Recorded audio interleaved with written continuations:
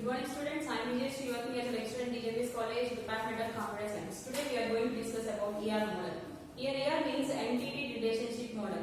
The ER model is a logical representation of data for an organization. So here in ER model, the data can be expressed in terms of entities and attributes. The ER diagram is which is used as a diagrammatic representation of an ER model. So ER means entity relationship model. ER. Here ER stands for entity relationship model.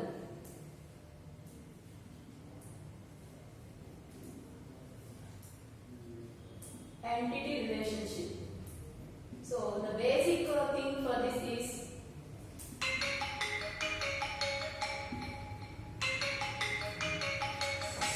so here we are going to know about entities and attributes.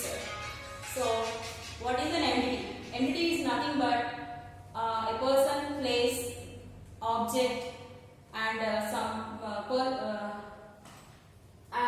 coming to entity. So here we use so many constructs or building blocks of entities. There are some representations we take. Here is for entity we use a symbol.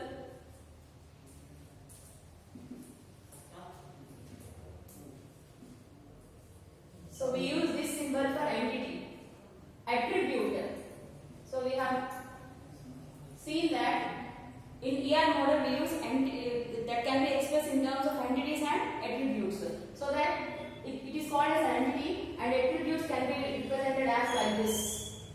And next coming to strong entity and weak entity. We have two types of entities. Attributes also having so many types of attributes. And identifier.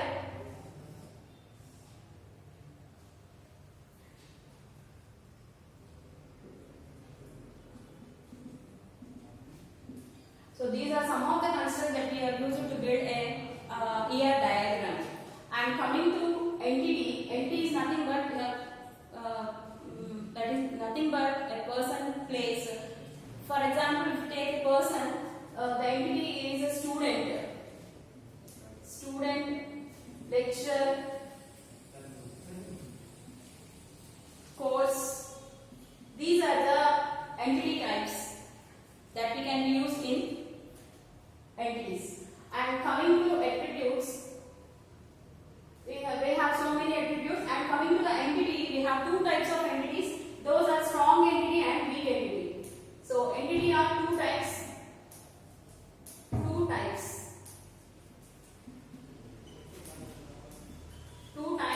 Strong entity and weak entity. Strong and weak entity. So the strong entity which does not depend upon another entity is called strong entity. That means it does not depend upon another entity. So the strong entity can be written the diagram, the symbol that we can use for the entity is this. And for the weak entity it depends upon another entity, so that we will write like this. So weak entity. For entity, we have to represent and write the name of the particular type of entity. We have to write in capital letters only. For example, if we are taking a student as an entity, we have to write as student with capital letters. Of course, it is also weak entity is also an entity. We have to write in capital letters only.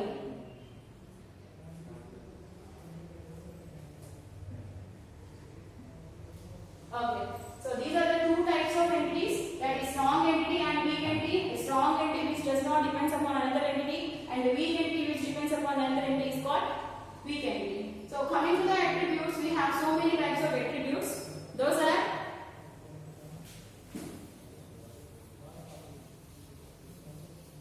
first of all, you have to know what is an attribute. Attribute is nothing but the characteristics or properties of a particular entity. That means if you are taking the student as an entity, we have the properties that student is having serial number, name, address, these are the attributes, that means the properties or characteristics of a particular student. Here student is an entity, serial number, name and address are called as an attributes. So if we want to represent an attribute, we have to write the letter. The word starting letter should be capital. The word starting letter should be capital and followed by the small letters. If we want to write two letters, two words combined together, that can be written as, so the starting letter of the first word and the starting letter of the second word should be capital. So like this we have to write an attribute. So the attribute representation can be written as like this in ellipse. So here we have so many types of attributes. So those are types of attributes.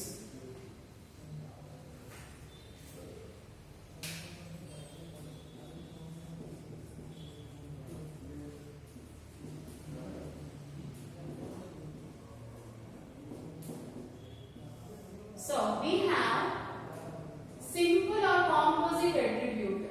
Simple or composite. Second one, single or multi-value attribute.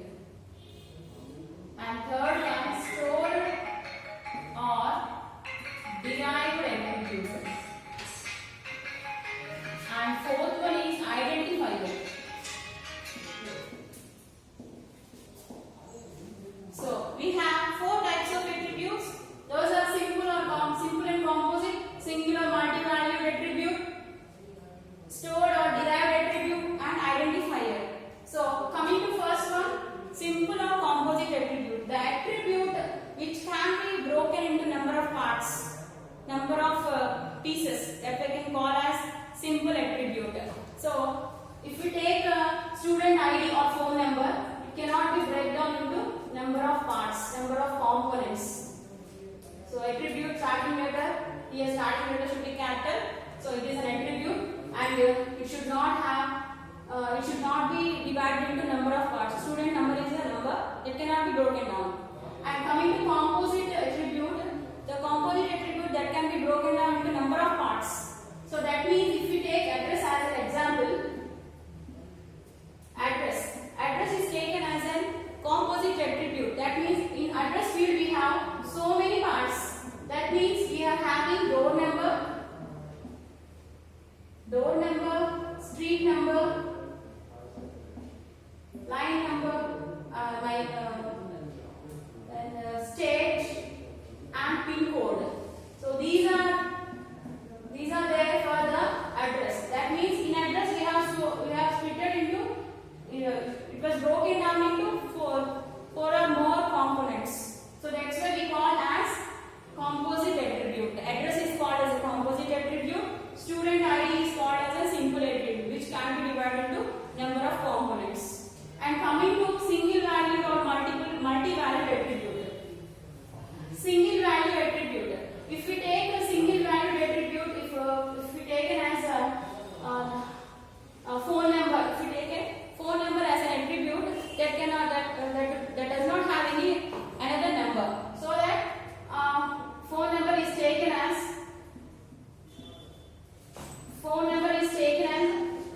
single value. So the attribute should have only one data that can be called as a single value.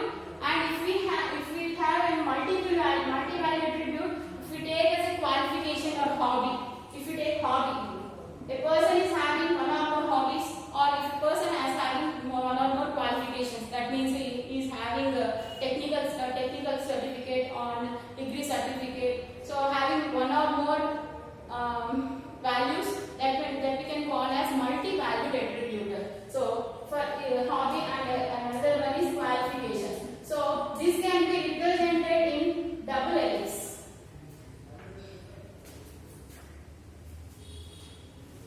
So this can be written in double ellipse. That means by this representation it is having one or more value for this attribute. So this is called as multi-valued attribute. And once again, single valued attribute which does not have any more than one attribute. But in multi-value attribute is having one or more values for a particular attribute, that will be called as multi-value attribute.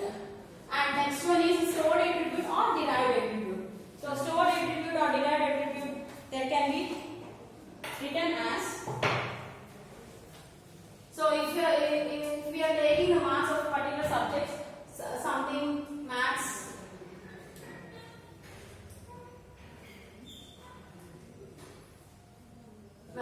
physics and computers, these are the individual attributes and these can be derived. The total can be calculated in the column named total marks.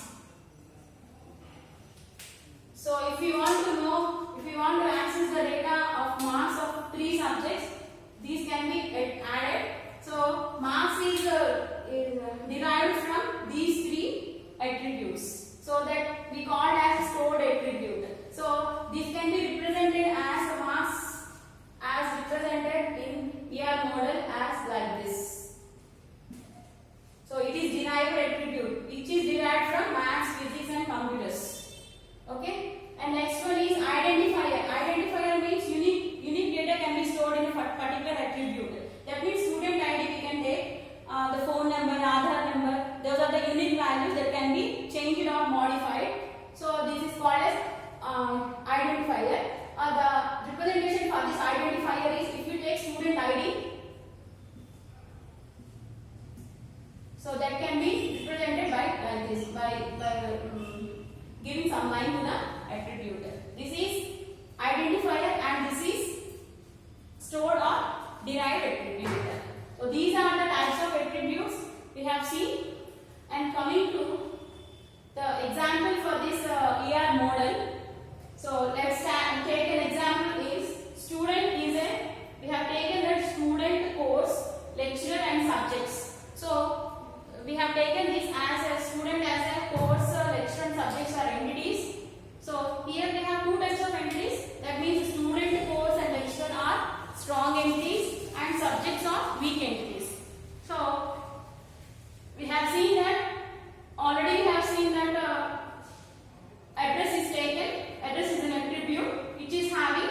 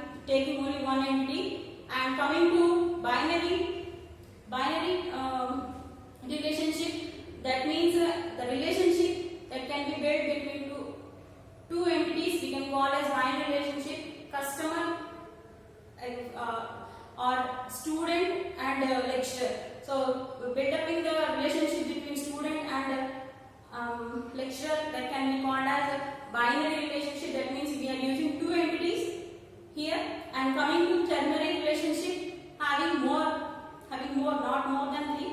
Ternary means three, so that we are the relationship between three entities we can call as ternary relationship. And coming to the types of relationships, we have three types of relationships: one-to-one relationship, one-to-many, and many-to-many.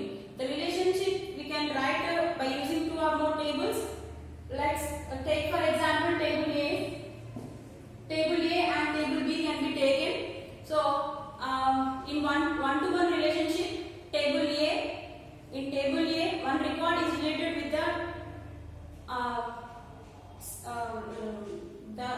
record in the second table, that we can call as one-to-one relationship. Only one relationship is related with the second, another record in the second table.